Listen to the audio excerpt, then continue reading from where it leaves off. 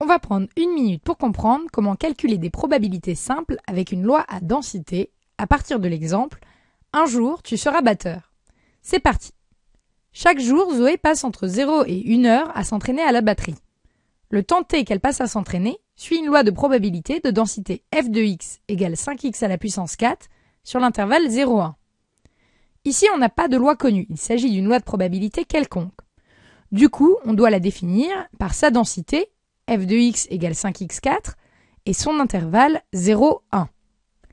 Avant de se jeter dans les calculs, on va d'abord traduire les 3 questions de l'énoncé en termes de probabilité. Ensuite, on n'aura plus qu'à calculer ces probabilités à l'aide du cours. C'est parti pour la première question. On nous demande de calculer la probabilité qu'elle s'entraîne moins de 10 minutes. Alors là, attention, t est en heures, donc on doit faire tous nos calculs en heures. 10 minutes, c'est 1/6 d'heure, et du coup, on cherche la probabilité que le temps t soit inférieur à 1/6.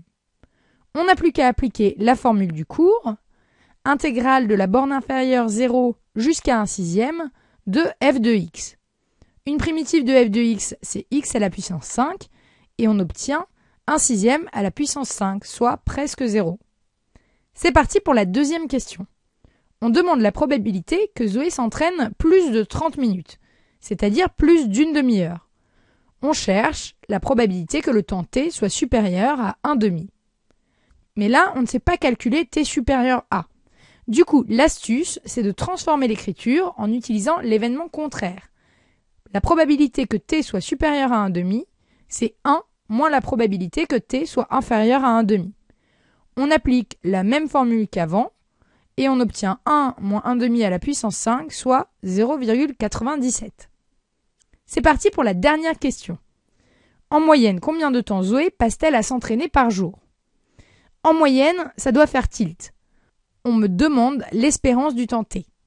Ici, on n'a pas de loi connue, du coup on applique la formule standard de l'espérance, intégrale entre les deux bornes de l'intervalle 0 et 1 de x fois f de x, qui nous donne 5x5.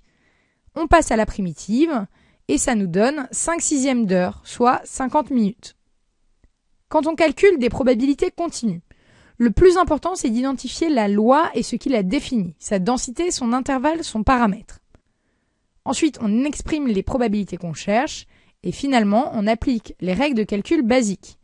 Pour inférieur à, on applique la formule standard. Pour supérieur à, on transforme en 1 moins inférieur à, et on calcule l'espérance grâce à la formule du cours. Si cette vidéo t'a aidé, rejoins-nous sur 1minutepourcomprendre.org ou notre page Facebook.